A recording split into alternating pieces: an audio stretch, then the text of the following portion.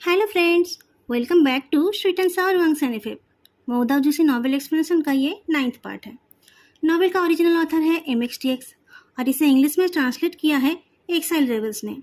English translation का link और बाकी की डिटेल्स डिस्क्रिप्शन बॉक्स में है। वुईवुक्शा वो एंडिंग को लेकर बिजी था। उसे लानवंग जी का आने का पता नहीं चला, और अगर लानवंग जी नहीं चाहता है कि कोई उसके आने को फील करे तो कोई कर भी नहीं सकता। पीछे मुड़ते ही पहले से भी कोल्ड एक चेहरा देखकर वुईवुक्शा के दिल की धड़कन रुक गई। क्या लानोंग जी पहले से ही उसके कारनामे देख रहा है? क्या लानोंग जी कभी ड्रंक हुआ ही नहीं था, बस चुपके से उस पर नजर रखना चाहता था? यह तो बहुत बड़ी गड़बड़ हो गई। लानोंग जी अपने दोनों हाथों को अपने सीने के सामने मोड़कर खड़ा है। उसका भी चैन उसके हाथों के बीच उसके सीने के पास है।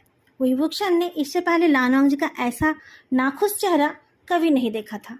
उसने कहा, हांगवांग जुन? लानोंग जी ने कोई जवाब नहीं दिया।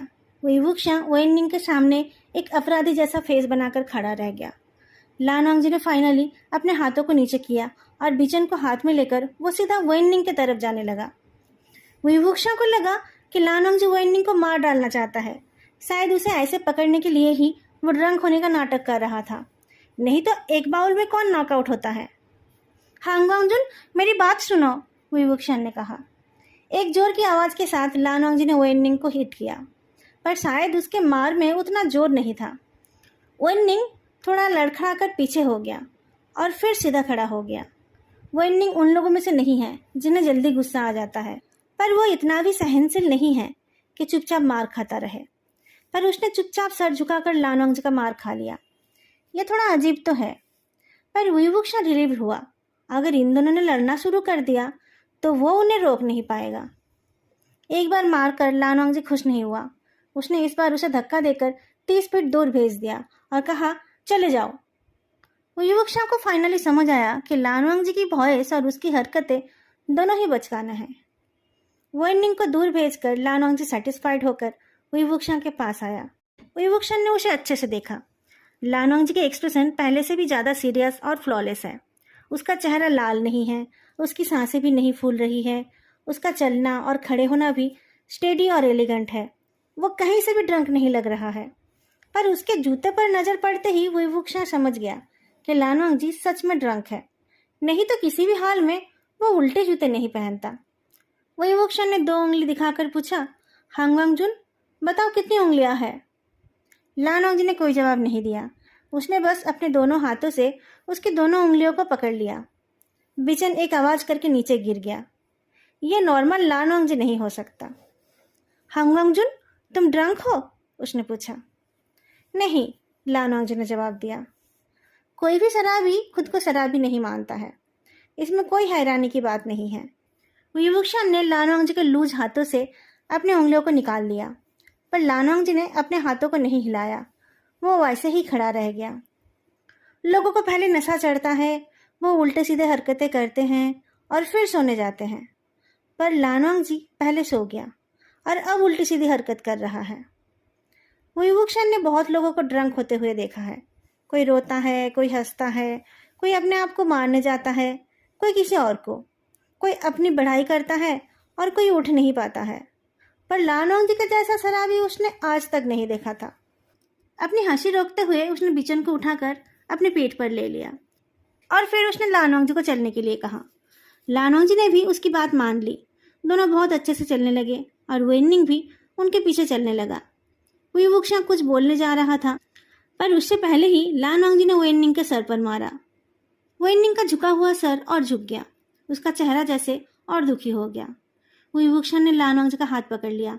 उसे मार क्यों रहे हो? लानोंग जी ने अजीब तरीके से धमकी दी, भगाओ उसे। वुईवुक्शा ने कहा, ठीक है, मैं उसे जाने के लिए बोलता हूँ। पर जैसे ही उसने अपनी बांसुरी उठाई, लानोंग जी ने उसकी बांसुरी को पकड़ लिया। उसके लिए मत बजाओ। वुईवुक्शा ने पूछा, तुम ऐसे क्यों कर रहे हो? लानोंग जी ने फिर से कहा, उसके लिए मत बजाना। ड्रंक होने के बाद भी लानोंग जी ज़्यादा बातें नहीं कर रहा है। उसने बस एक सेंटेंस को ही रिपीट किया। वुईवुक्शा को पता है कि लानोंग जी को शुरू से ही उसका डेमोनिक कल्टीवेशन और बांसुरी बजाकर सबको कंट्रोल करना पसंद नहीं है। उसने कहा, ठीक है, मैं सिर्फ तुम्हारे लिए ही बजाऊंगा। लानोंग जी ने करके सेटिस्फेक्शन जताया, पर उसने बांसुरी को नहीं छोड़ा। वुईवुक्शन ने हुइसल बजाकर ही वॉइनिंग को जाने का ऑर्डर दे दिया। छुप कर रहना, कोई तुम्हें ढूंढ ना ले। वॉइनिंग का बिल्कुल भी जाने का मन नहीं था, पर उसे जाना पड़ा। वुईवुक्शन ने लानोंग जी की तरफ घूमकर पूछा, अगर तुम ड्रंक हो तो तुम्हारा चेहरा लाल क्यों नहीं हुआ? लानोंग जी देखने में इतना नॉर्मल लग रहा है, पर उसने कुछ ऐसा किया जो वो नॉर्मल हालत में बिल्कुल भी नहीं करता। उसने अचानक वुईवुक्शन को अपनी तरफ खींच लिया। वुईवुक्शन का सर उसके सीने में जाकर टकराया। लानोंग जी ने कहा, चेहरे से कुछ पता नहीं चलता, मेरे दिल की धड़कनें सुनो। लानोंग जी का हार्ट बीट स्टेडी ही था, पर वो नॉर्मल से तेज चल रहा था। तो लानोंग जी का चेहरा इतना ठीक है कि ब्लश भी दिखाई नहीं देता है। वुईवुक्शन हंसने लगा। ड्रंक लानोंग जी तो बहुत ज़्यादा ऑनेस्ट और बोल्ड है। वुईवुक्शन को उसे छेड़ने का बहुत मन हुआ। रूम में जाकर उसने लानोंग जी के जूते उतार दिए और फिर उसे लगा कि लानोंग जी खुद अपना चेहरा साफ नहीं कर पाएगा। उसका फोरहेड रिबन उतार कर उसने एक टॉवल गीला करके उसका चेहरा साफ करना शुरू किया। लानोंग जी ने प्रोटेस्ट नहीं किया। वुईवुक्शन उसके चेहरे को अपने मर्जी से रगड़ता रहा और लानोंग जी बिना पलक झपकाए उसे ही देखता रहा। वुईवुक्शन ने टीजिंगली पूछा, क्या देख रहे हो तुम? क्या मैं अच्छा दिखता हूँ? लानोंग जी के जवाब का इंतजार ना करके वुईवुक्शन ने टॉवल को बेसिन में फेंकते हुए पूछा, तुम पानी पीना चाहते हो? लानोंग जी ने जवाब नहीं दिया तो वुईवुक्शन ने मुड़कर देखा कि उसने ऑलरेडी बेसिन को पकड़कर उसमें अपना फेस डाल लिया है। उसने जल्दी से लानोंग जी के हाथ से बेसिन को छीन लिया। ये वाला पानी नहीं। लानोंग जी ने धीरे से अपना सर उठाया। उसके चेहरे से पानी के बूंदे गिरने लगे। उसके तरफ देखते हुए वुईवुक्शन समझ नहीं पा रहा था कि वो क्या महसूस कर रहा है। क्या वांग जी ने पानी पी लिया?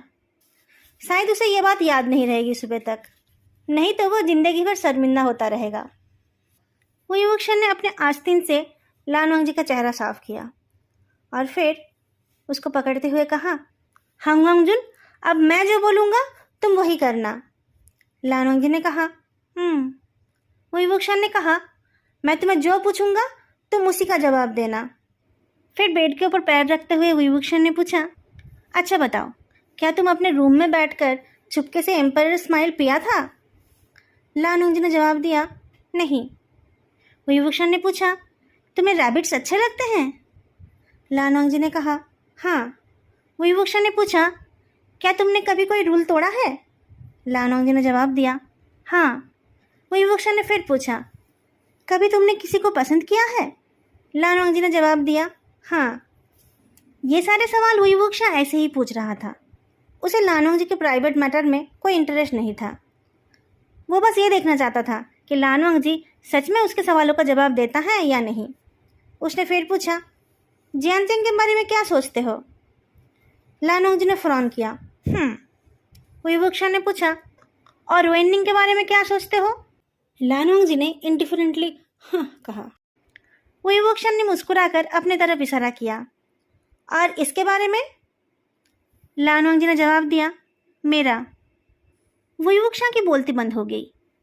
लानोंग जी ने एक बार फिर से कहा, मेरा। वुईवुक्शन को अब समझ में आया। बिचेन वुईवुक्शन के पेट पर था। जब उसने अपनी तरफ इशारा किया तब शायद लानोंग जी ने बिचेन को समझा।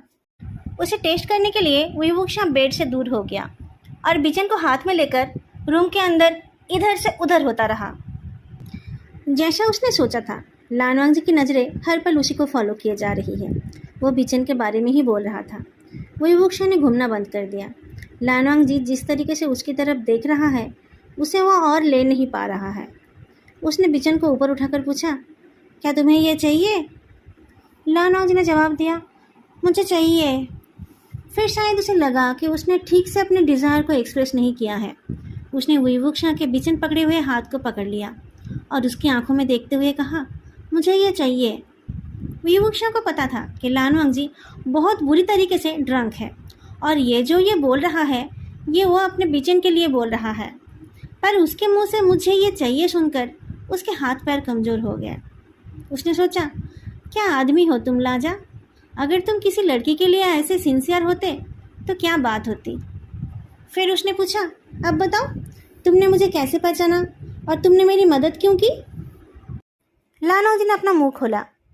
विभूषा भी उसके पास गया उसके जवाब को अच्छे से सुनने के लिए, पर लानवांग जी का एक्सप्रेशन अचानक चेंज हो गया। उसने विभूषा को बेड पर धक्का दे दिया, फिर उसने हाथ हिलाकर मोमबत्तियों को बुझा दिया। बिचन भी एक बार फिर जमीन पर गिर गया। विभूषा की आंखों के सामने अंधेरा हो गया था। उसने सोचा कि लानवांग जी को होश आ गया है। लाजा, पर लानवांग जी ने फिर से उसके पीठ के उस हिस्से को टैप कर दिया जिससे उसकी बॉडी नम हो गई। वो एकदम हिलजुल नहीं पाया। उसे सुलाकर लानवांग जी भी उसके पास लेट गया और फिर ब्लैंकेट से दोनों को अच्छे से कवर कर लिया। फिर उसने कहा, रात के 9 बज गए हैं, सो जाओ। ओह, तो सोने का टाइम हो गया है। पर विभूषा को और भी बातें करनी थी। उसने पूछा, क्या हम लेटे लेटे बातें नहीं कर सकते? लानवांग जी ने जवाब दिया, नहीं। ठीक है, कोई बात नहीं, विभूषा ने सोचा। फिर कभी ना कभी तो उसे ऐसा एक चांस मिलेगा ही जब वो अपने सवाल का जवाब निकाल लेगा। उसने कहा, लाजा, खोलो इसे। मैंने 2 रूम लिया है, हमें ऐसे एक बेड में सोने की ज़रूरत नहीं है। लानवांग जी थोड़ी देर रुका रह गया। फिर ब्लैंकेट के अंदर उसका हाथ इधर उधर घूमता रहा। घूमते घूमते उसके हाथ ने विभूषा के कपड़ों के रिबन को ढूंढ लिया। जैसे ही उसने उस रिबन को खींचा, विभूषा ने कहा, ठीक है, बहुत हो गया, मैंने इसे खोलने के लिए नहीं कहा था। ठीक है, मैं सो जाता हूँ। उसके बाद पूरे घर में सन्नाटा छा गया। बहुत देर तक चुपचाप रहने के बाद विभूषा ने कहा, अब मुझे समझ आया क्यों तुम्हारे सेक्ट में लिकर पीना मना है। थोड़ा सा पीते ही तुम्हारा ये हाल हो गया और तुम्हें पता भी नहीं है कौन सा लिकर अच्छा है कौन सा बुरा है। अगर तुम्हारे सेक्ट के सब ऐसे हैं तो तुम्हारे सेक्ट में शराब पीना मना ही होना चाहिए। जो भी शराब पिएगा उसे मार ही खानी चाहिए। लानवांग जी ने उसके माउथ को कवर कर दिया और कहा, विभूषा की सांसें रुक गई। जब से वो वापस आया है तब से जितने बार उसने लानवांग जी को टीच करने का सोचा, हर बार उसको ही सफ़र करना पड़ा। ऐसा नहीं होना चाहिए था। कहाँ गलती कर रहा है वो? विभूषा ने एक पल के लिए भी आंखें बंद नहीं की। वो रात भर जागता रहा। सुबह होने पर जैसे ही उसकी बॉडी का नमनेस खत्म हो गया और वो हिल पाया, उसने जल्दी से अपनी शर्ट उतारकर दूर फेंक दी। उसके बाद उसने लानवांग जी का बेल्ट उतारा और फिर वो उसकी शर्ट भी उतारने लगा। पर जैसे ही उसे लानवांग जी के कॉलर बोन का स्कर्ट दिख गया, वो रुक गया। उसके पीठ पर भी तो हुइप के स्कर्ट्स है। ये याद आने पर उसने लानवांग जी की शर्ट को बंद कर देने का सोचा, पर तब तक लानवांग जी को ठंड महसूस होने लगी थी और एक फ्रॉन के साथ उसने आंखें खोलकर देखा और आंखें खोलते ही वो लड़खड़ा कर बेड से गिर गया। वो इतना ज़्यादा शॉक्ड था कि उसमें कोई एलिगेंस बाकी नहीं रही। ये तो किसी के साथ भी हो सकता है। रात के नशे के बाद अगर सुबह कोई अपने आप को इस हालत में बिना शर्ट पहने हुए किसी और के साथ एक बिस्तर पर चिपक कर सोते हुए देखेगा तो उसकी ऐसी ही हालत होगी ना। विभूषा ने अपने चेस्ट को थोड़ा कवर कर लिया पर उसके खुले कंधे दिखते रहे। लानवांग जी ने पूछा, कल रात मैंने?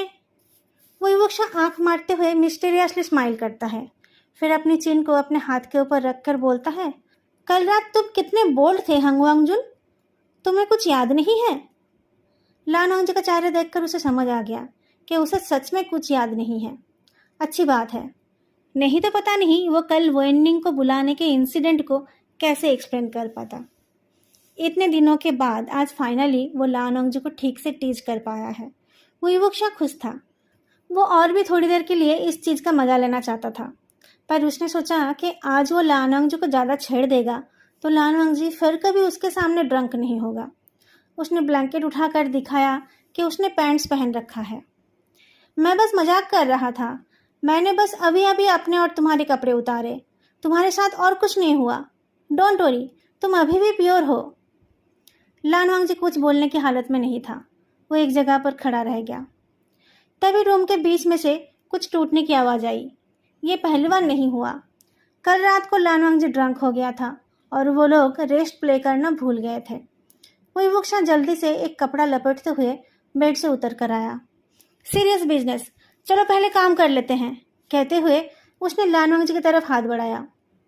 लानवांग जी को लगा कि वो उसके कपड़े उतारना चाहता है। वो पीछे हो गया तो किसी चीज़ के ऊपर उसका पैर पड़ा। नीचे उसे बिचन दिखा जो रात से नीचे ही पड़ा है। इस पॉइंट पर जाकर एक पाउच का रोप लूज हो गया और हाथ का कुछ हिस्सा उसमें से निकल आया। विभूषण ने लानवांग जी के आधे खुले कपड़ों में तलाशते हुए उसके स्लीव से अपनी बांसुरी को ढूंढ निकाला। हांगवांगजुन, डरने की जरूरत नहीं है, मैं तुम्हारे साथ कुछ नहीं कर रहा हूँ। कल रात तुमने मेरी बांसुरी ले ली थी, मैं उसी को वापस ले रहा हूँ। फिर उसने लानवांग जी के कपड़ों को ठीक करते हुए उसका सैस बेल्ट बांध दिया। लानवांग जी का एक्सप्रेशन बहुत अजीब था। शायद वो पिछली रात के बारे में और जानना चाहता था, पर फिलहाल उसके लिए टाइम नहीं है। उसका एक्सप्रेशन सीरियस हो गया और उसने अपना गुचीन निकाल लिया। एक चियनपन पाउच में हाथ, दूसरे में दोनों पैर और तीसरे में वो टॉर्सो है। आसपास रहने की वजह से उन चीज़ों ने एक दूसरे को इन्फ्लुएंस किया और उनकी रिसेंटफुल एनर्जी कई गुना बढ़ गई। उनको शांत करने के लिए 3 बार रेस्ट बजाना पड़ा। बॉडी पार्ट्स को उठाते हुए विभूषण ने कहा, हमारे डियर फ्रेंड कभी एक्सरसाइज मिस नहीं करते थे।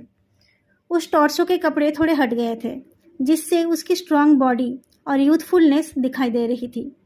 उसके जैसे चौड़े कंधे, पतली कमर और एब्स पाना बहुत मर्दों का सपना होगा। उसको हर एंगल से देखते हुए विभूषण ने उसके एब्स पर 2-4 बार हिट किया। हांगवांगजुन, अगर ये जिंदा होते और मैं इन्हें ऐसे मारता तो मैं बहुत दूर जाकर गिरता। कैसे ट्रेनिंग की होगी इन्होंने? लानवांग जी के आईब्रोज जैसे थोड़े से मुड़ गए, पर उसने कुछ नहीं कहा। विभूषण ने 1-2 बार और मारा तो लानवांग जी ने फाइनली उसके हाथ से वो ले लिया। उसका फेस एक्सप्रेशन लेस था। उसने सारे पाउच को अच्छे से सील कर दिया। विभूषण को इसमें कुछ अजीब नहीं लगा। उसने लानवांग जी को अपना काम करने दिया। फिर उसने अपनी करंट बॉडी की तरफ देखा तो उसका एक्सप्रेशन चेंज हो गया। अपने कपड़े ठीक करके वो ठीक ठाक हो गया। लानवांग जी फिर से उसी को देख रहा है देखकर उसने कहा, हांगवांगजुन, तुम मुझे ऐसे क्यों देख रहे हो? तुम अभी भी परेशान हो? ट्रस्ट मी, मैंने कल रात तुम्हारे साथ कुछ नहीं किया और तुमने भी कुछ नहीं किया।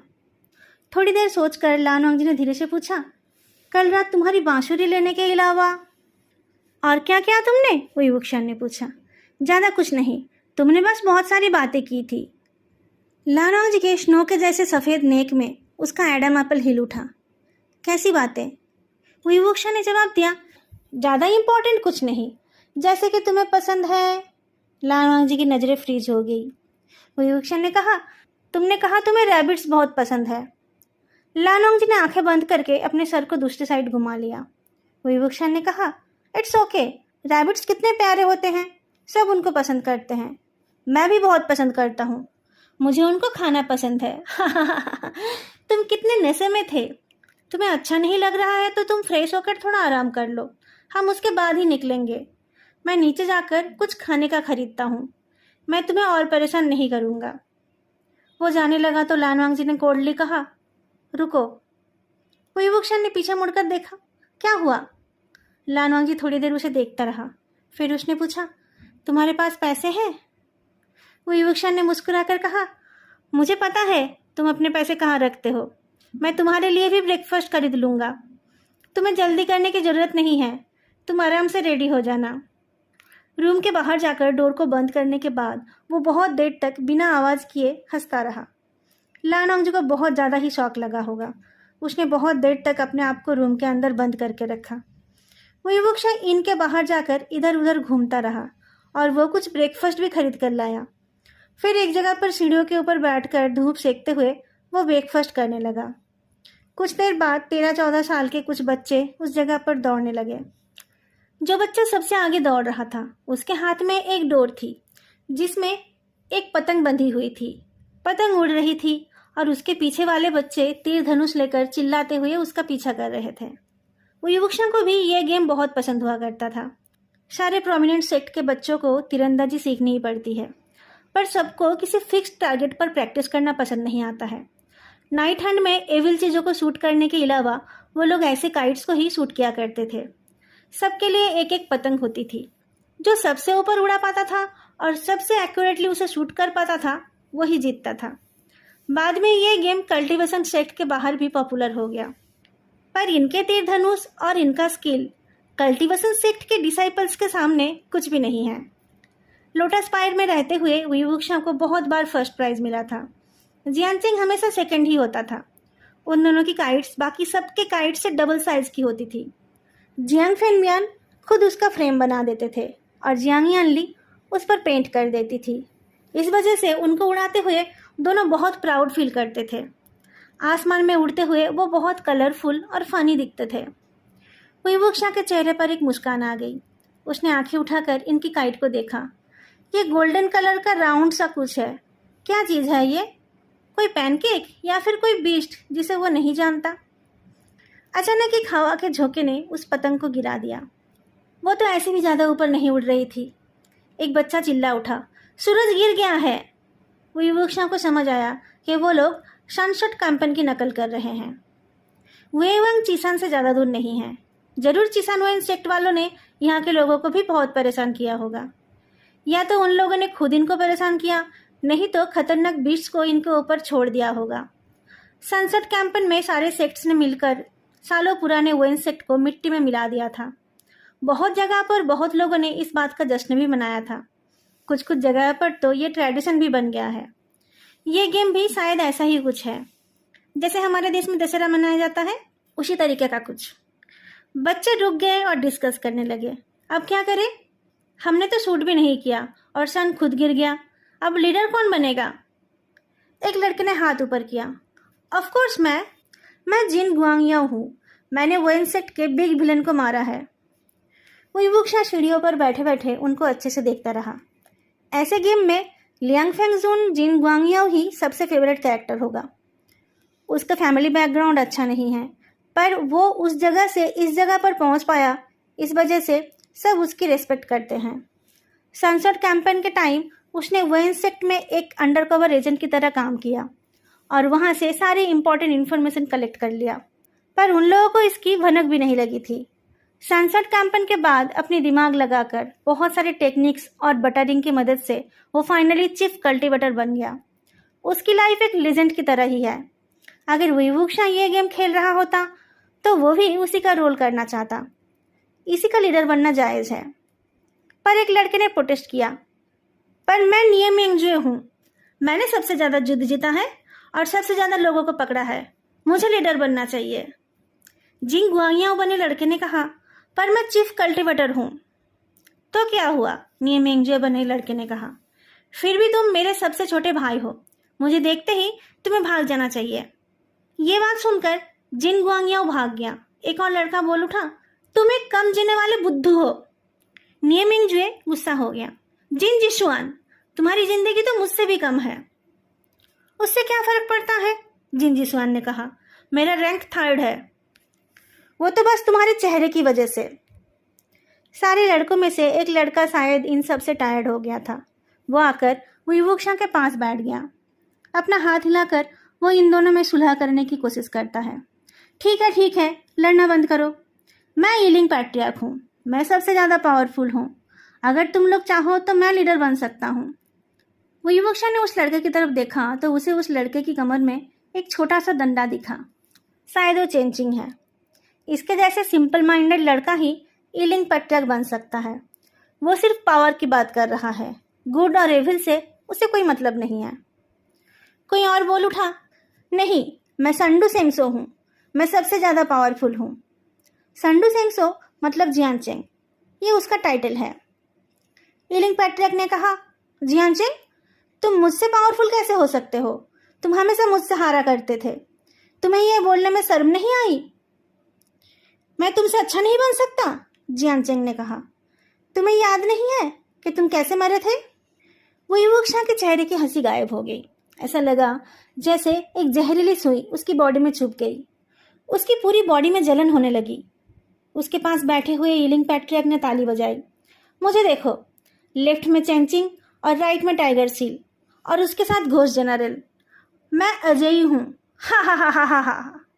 लेफ्ट हैंड में एक स्टिक और राइट हैंड में एक पत्थर लेकर वो बहुत देर तक हंसता रहा। वन्नी, कहाँ हो तुम? बाहर आओ। भीड़ में से एक लड़के ने हाथ उठाया और धीरे से कहा, मैं यहाँ हूँ, पर मैं ये बोल रहा था कि सनसेट कैंपेन के टाइम मैं मरा नहीं था। विवुक्षा मतलब असली वाला विवुक्षा अब इंटरप्ट किए बिना रह नहीं पाया। कल्टीवेटर्स, मैं एक सवाल पूछ सकता हूँ? आज तक उन लड़कों को किसी एडल्ट ने इंटरप्ट नहीं किया था और ये तो डांट भी नहीं रहे हैं। शायद कोई सीरियस सवाल पूछना चाहते हैं। यीलिंग पैट्रियार्क ने सावधानी से पूछा, क्या पूछना है आपको? विभूषण ने पूछा। यहाँ गुसुलान सेक्ट से कोई क्यों नहीं है? है तो, उस ईलिंग पैट्रियर्क ने कहा। कहाँ है? विभूषण ने पूछा। ईलिंग पैट्रियर्क ने एक लड़के को दिखाया जिसने अब तक एक भी शब्द नहीं कहा था। उस लड़के का चेहरा बहुत प्यारा सा है। बड़ा होकर वो बहुत हैंडसम बनने वाला है। उसके माथे पर एक रस्सी बंधी हुई है। विभूषण ने पूछा, कौन है वो? ईलिंग पैट्रियर्क ने बोला, लान वांगजी। तो इन लड़कों को ये गेम अच्छे से आता है। जो लान वांगजी बना है उसे तो मुंह बंद करके ही रहना है। विभूषण के होठों पर मुस्कान वापस आ गई, जैसे कि उसकी बॉडी से उस जहरीली सुई को निकालकर दूर फेंक दिया गया और उसका सारा दर्द, सारी जलन तुरंत खत्म हो गई। विभूषण ने अपने आप से पूछा, कितनी अजीब बात है, उसके जैसा बोरिंग आदमी मुझे हमेशा ऐसे खुश कैसे कर देता है। जब लान वांगजी नीचे उतर आया तब उसने देखा कि विभूषण सीढ़ियों पर कुछ बच्चों के साथ बैठा है। कुछ बच्चे उसे घेर कर बैठकर साथ में मीट बंस खा रहे हैं। विभूषण अपना मीट बन खाते हुए बैक टू बैक खड़े दो लड़कों को डायरेक्शन दे रहा है। अब तुम्हारे सामने वो इंसेक्ट के हजारों कल्टीवेटर्स है। सबके पास बहुत सारे हथियार है और उन लोगों ने तुम्हें ऐसे घेर रखा है कि वहां से एक बूंद पानी भी नहीं निकल सकता। तुम्हारी आंखें और शार्प होनी चाहिए। लान वांगजी, ध्यान दो, इस वक्त तुम हमेशा की तरह नहीं हो। अभी तुम खून से भीगे हुए हो और तुम्हारी आंखें देखकर लगना चाहिए कि तुम सारे दुश्मनों को खत्म करना चाहते हो। तुम सच में डरावने लगोगे। विभूषण, तुम उसके और करीब जाओ। तुम्हें पता है ना कि बांसुरी को कैसे घुमाना है? एक हाथ से घुमाकर दिखाओ और कूल बनो। तुम्हें पता है कैसे कूल बनना है? दो, मैं दिखाता हूँ। ईलिंग पैट्रियर्क बने लड़के ने उसे अपना छोटा सा डंडा दिया तो विभूषण ने उसे घुमाकर दिखाया। सारे बच्चों के मुंह खुले के खुले रह गए। लान वांगजी धीरे से चलकर आया। उसे देखकर विभूषण ने अपने कपड़ों को झाड़ते हुए बच्चों से विदा ले लिया और फिर वो पागोले की तरह हंसते हंसते लान वांगजी के पास आ गया। आई एम सॉरी हंग वांगजुन, मैंने सारा ब्रेकफास्ट उन बच्चों को खिला दिया। चलो और खरीद लेते हैं। लान वांगजी ने कहा। विभूषण ने पूछा, वो दो लड़के देख रहे हो, दोनों क्यूट है ना? सर पर रस्सी बांधा हुआ लड़का किसका रोल प्ले कर रहा है पता है? लान वांगजी कुछ बोल नहीं पा रहा था, पर वो ज़्यादा देर तक चुप भी नहीं रह पाया। कल रात मैंने और क्या किया था? उसे लगा कि उसने कुछ तो ऐसा किया था जिसकी वजह से विभूषण अभी तक हंस रहा है। विभूषण ने अपने दोनों हाथों को हिला दिया। नहीं नहीं, तुमने और कुछ नहीं किया, मैं ऐसे ही हंस रहा हूँ।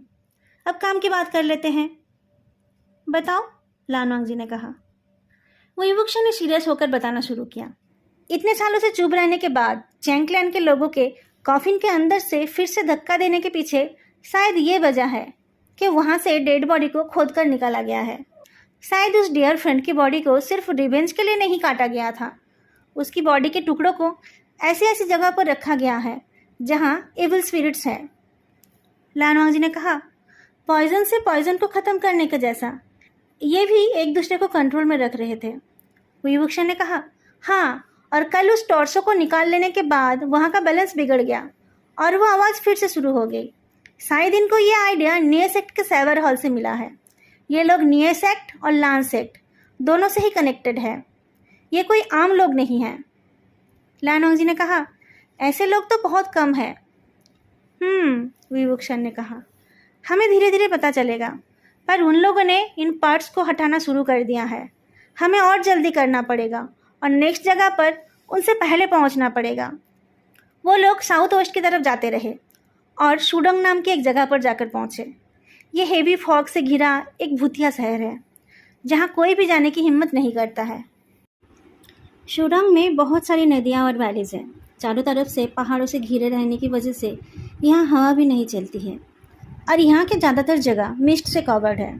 उस लेफ्ट हैंड के डायरेक्शन को फॉलो करते हुए वो दोनों एक छोटे से गांव में आकर पहुँचे। मिट्टी से बने कुछ घर फेंस से घिरे हुए हैं। कुछ मुर्गी इधर उधर दाना चुग रही है। एक मुर्गा एक घर के ऊपर एक पैर में खड़े होकर इधर उधर देख रहा है।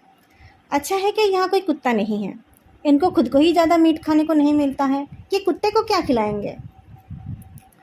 गांव के सामने से ये रोड 3 रोड्स में बट गया है।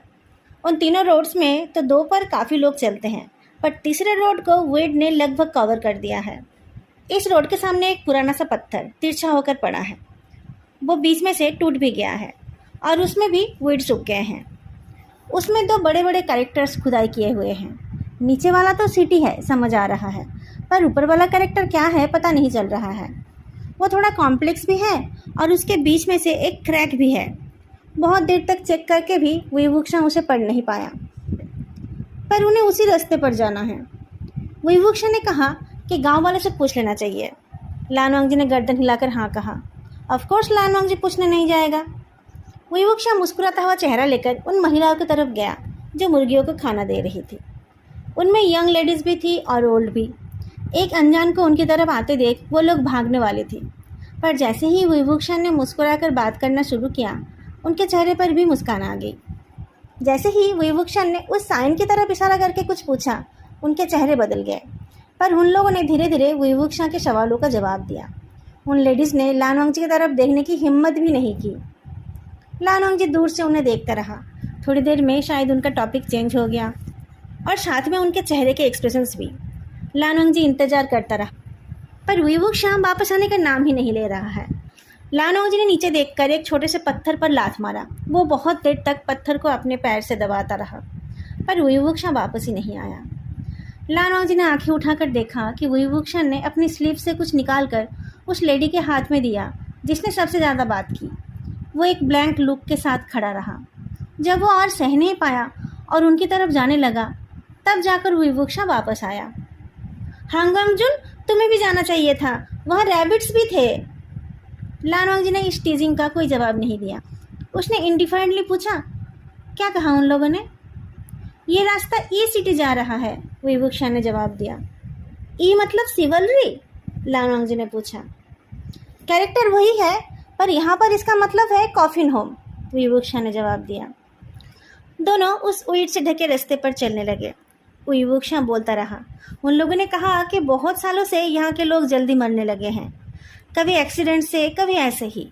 इसलिए डेड बॉडीज़ को रखने के लिए उस जगह पर बहुत सारे कॉफिन्स होम हैं और उस जगह के लोग कॉफिन, पेपर मनी और बाकी के बुरियल गुड्स बनाने में स्किल्ड है। इसलिए इस जगह का नाम कॉफिन होम हो गया है। उस रास्ते पर वीड्स और पत्थरों के साथ साथ क्रैक्स और छोटे छोटे गड्ढे भी हैं जो ध्यान न देने पर नहीं देखेंगे। विभूषण कहाँ कहाँ पैर रख रहा है, लान वांगजी उस पर अच्छे से गौर कर रहा है और विभूषण बोलते हुए चल रहा है। बहुत कम लोग ही इस ई सिटी में जाते हैं और ई सिटी के लोग भी बहुत कम बाहर जाते हैं। बस सामान लेन देन के अलावा वो बाहर नहीं निकलते हैं। पिछले कुछ सालों से तो इस रास्ते से कोई भी आते जाते हुए नहीं दिखा, इसलिए इस रास्ते का ये हाल है। और? लान वांगजी ने पूछा। और क्या? विभूषण ने भी पूछा। तुमने उनको क्या दिया? लान वांगजी ने पूछा। वो तुम उस मेकअप की बात कर रहे हो? विभूषण ने पूछा। चिंघे में उसने उस आदमी से इन्फॉर्मेशन लेने के बाद उससे कुछ खरीदा भी था। इनको थैंक्स बोलने के लिए उसने वही चीज़ इन्हें दे दी। वो लोग उससे बहुत खुश हुए। उसने कहा कि इससे कुछ लेने के बाद उन्हें थैंक्स बोलने के लिए उन्हें कुछ देना भी तो पड़ता है ना। मैं पैसे देना चाहता था, पर उससे वो लोग डर गए, पर उनको ये अच्छा लगा। उन्होंने शायद ऐसा प्रोडक्ट कभी नहीं देखा था। थोड़ा रुककर उसने फिर से कहा, हांग वांगजुन, तुम मुझे ऐसे क्यों देख रहे हो? मुझे पता है कि उस चीज़ की क्वालिटी अच्छी नहीं है, पर अब मेरी हालत पहले जैसी नहीं है। पहले मेरे पास लड़कियों को देने के लिए बहुत सारे फूल और ज्वेलरी होते थे। आज मेरे पास इसके अलावा और कुछ नहीं था। कुछ ना देने से तो ये अच्छा ही है ना। लान वांगजी को शायद कुछ डिस्प्लेसिंग याद आ गया। उसके आईब्रोज सिकुड़ गए और उसने धीरे से मुंह फेर लिया। चलते चलते रास्ता थोड़ा चौड़ा होने लगा और फॉग गहरा। उस लेफ्ट हैंड ने मुट्ठी बना लिया और उनको भी शहर का गेट दिख गया। गेट के ऊपर का रूफ टूटा हुआ था और गेट की हालत भी बहुत ख़राब थी। दीवार पर पता नहीं किसने कुछ पेंट किया था, पर सारे कलर्स फेड हो गए थे। गेट को देखकर लगा कि जैसे कोई अभी अभी इसे खोलकर अंदर गया है। अंदर जाने से पहले ही ऐसा लगने लगा जैसे अंदर भूत और डेमंस घूम रहे होंगे। विभूषण ने चारों तरफ देखकर कहा, कितनी खराब फेंग शुई है। लान वांगजी ने भी धीरे से नॉट किया। बंजर पहाड़ और अशांत नदियाँ। ई सिटी के चारों तरफ पहाड़ है और उन पहाड़ों की ढलान शहर की सेंटर की तरफ है। देखकर लग रहा है कि किसी भी टाइम वो शहर उन पहाड़ों के बीच पिचक जाएगा। शहर में लाइट की कमी है और एक भूतिया सफ़ेद फॉग छाया हुआ है। यह शहर खुद ही किसी मॉन्स्टर से कम नहीं है। इसे देखकर ही डर लगता है। प्राचीन काल से एक कहावत है, किसी इंसान का ग्रेटनेस उसके जन्म स्थान को ग्लोरीफाई करता है। ठीक उसी तरीके से किसी खराब फेंगशुई वाले जगह पर जन्म लेने वालों की ज़िंदगी भी खराब ही होती है। किसी जगह पर किसी मॉन्स्टर का अटैक होता है तो उसे भगाया जा सकता है, पर उस जगह की फेंगशुई को बदला नहीं जा सकता। ऐसी जगह को छोड़कर जाना ही सबसे अच्छा है, पर अपने बाप दादा की जगह को छोड़कर जाना भी इतना आसान नहीं है। थोड़ा रुककर एक दूसरे की तरफ देखकर दोनों ने गेट को ओपन किया। सिटी के अंदर उन्हें ना तो कोई हलचल दिखी और ना ही कोई वायलेंट कॉप्स दिखे। अंदर सिर्फ बाहर से भी ज़्यादा फॉग दिखा और खाली रास्ते के दोनों साइड में अजीब दिखने वाले घर। शहर के अंदर चलते हुए उन्हें इस दिन के टाइम में भी कोई नहीं दिखा। वो लोग जितना अंदर चलते रहे, फॉग भी उतनी ही ठीक होती गई। आगे चलते चलते अब एक दूसरे को देखना भी मुश्किल होने लगा। दोनों धीरे धीरे और ज़्यादा करीब होकर चलने लगे। अब एकदम कंधे के पास कंधा होने पर ही एक दूसरे का चेहरा देखा जा सकता है। अगर ऐसे में कोई और भी उनके साथ चलने लगेगा तब भी शायद उनको पता नहीं चलेगा। अचानक किसी चीज़ के ऊपर पैर पड़ते ही विवुक्षण ने लानोंग जी के हाथ को टाइटली पकड़ लिया। उसने जिस चीज़ के ऊपर पैर रखा है वो एक सर है, पर उसे पता चल गया कि वह असली सर नहीं है। उसने उस चीज़ को उठाकर देखा। वो पेपर का बना हुआ एक सर था, पर वो देखने में बिल्कुल असली जैसा ही था। उसके बाल भी बिल्कुल असली लग रहे थे। इस सिटी के लोग बारियल गुड्स बनाने में एक्सपर्ट है। ऐसे नकली इंसानों को डेड बॉडी के साथ पहरेदार के तौर पर रखा जाता है। ये मरने वालों को बुल्लीज से बचाते हैं और उनके पेपर मनी की रखवाली करते हैं। अचानक एक शैडो तेजी से विवुक्षा के कंधे को छूते हुए चला गया। बिचन ने उसका पीछा तो किया, पर जल्दी वापस भी आ गया। इतनी जल्दी कोई इंसान कैसे भाग सकता है? लानवांग जी ने कहा, सावधान रहना। अभी तो वो बस ऐसे ही गया है, पता नहीं नेक्स्ट टाइम क्या करना चाहेगा। तुम्हें सुनाई दे रही है? विवुक्षा ने पूछा। पैरों की आवाज़ के साथ एक बैम्बू पोल की आवाज़, लानवांग जी ने कहा। कोई चलते हुए एक बैम्बू पोल को जमीन पर ठोक रहा है, पर क्यों? ये विवुक्षा को भी समझ नहीं आया। सामने से और भी बहुत सारे पैरों की आवाज़ आने लगी। ये पैर लाइट है और बहुत सारे हैं। एक ग्रुप बहुत सावधानी से पास आ रही है, पर वो लोग कोई बातें नहीं कर रहे हैं। विवुक्षा ने एक ग्लूम बर्निंग तलिस्मान निकालकर सामने फेंका। अगर सामने कोई रिसेंटफुल एनर्जी है तो उसमें आग लग जाएगी और सामने के एरिया में लाइट हो जाएगी। सामने वालों ने जैसे ही नोटिस किया कि उनकी तरफ कुछ फेंका गया, उन लोगों ने अटैक कर दिया। अलग अलग कलर के बहुत सारे सोड के ग्लेयर एक साथ दौड़कर आने लगे। बिचन कामली विवुक्षा के सामने आ गया और उसने सारे ग्लेयर्स को रोक दिया। सामने वाले लड़खड़ा गए। उनकी आवाज़ सुनकर लानवांग जी ने जल्दी से बिचन को उसके कावर में डाल दिया। विवुक्षा चिल्ला उठा, जिनलिंग, सिजुई। वो गलत नहीं था। फॉग के अंदर से जिनलिंग की आवाज़ आई। फिर से तुम? क्यों? मैं भी तो वही जानना चाहता हूँ, विवुक्षा ने पूछा। फिर से तुम क्यों? लान सिजुई कोशिश करके भी अपनी खुशी छुपा नहीं पाया। यंग मास्टर मो, आप यहाँ हो तो क्या हांगवांग जुन भी यही है? लानवांग जी यहाँ हो सकता है सुनकर जिनलिंग ने अपना मुंह बंद कर लिया, मानो कि जैसे उसे चुप करा दिया गया हो। लान जिंगी चिल्ला उठा, जरूर है, वो बिचन की ही ग्लैड थी, है ना? वो बिचन ही था ना? हाँ, वो मेरे पास खड़े हैं, विवुक्षण ने कहा। तुम लोग यहाँ आ जाओ। सामने दुश्मन नहीं दोस्त थे पता चलते ही सारे लड़कों ने चैन की सांस ली। जिनलिंग के साथ साथ और भी कुछ सेक्ट्स के डिसाइपल्स थे। शायद उनके बैकग्राउंड्स भी थोड़े अच्छे थे। वो लोग थोड़ा हेजिटेट करने लगे। तुम सब यहाँ क्या कर रहे हो? विवुक्षण ने पूछा। और ऐसे कौन अटैक करता है? हांगवांग जुन थे तो मैं बच गया, कोई ऑर्डिनरी आदमी होता तो उसका क्या हाल होता? जिनलिंग ने कहा, यहाँ कोई भी नहीं है। लान सिजुई ने कहा, अभी दिन है पर इतना गहरा कोहरा है और एक भी दुकान खुली नहीं है। विवुक्षण ने कहा, कोई बात नहीं, पर तुम लोग एक साथ कैसे? अब ये मत बोलना कि तुम साथ में नाइट हंट के लिए निकले हो। जिनलिंग लैंड क्लैन वालों के साथ मिलकर कुछ कर रहा है, ऐसा होना मुश्किल है। लान सिजुई बताने लगा, पर तभी फिर उस बम्बू पोल की ठोकने की आवाज़ सुनाई दी। सारे लड़कों के चेहरे बदल गए। ये फिर आ गया। दोस्तों, आज का ये पार्ट मैं यहीं पर ख़त्म कर रही हूँ। आई होप आप लोगों को ये अच्छा लगा।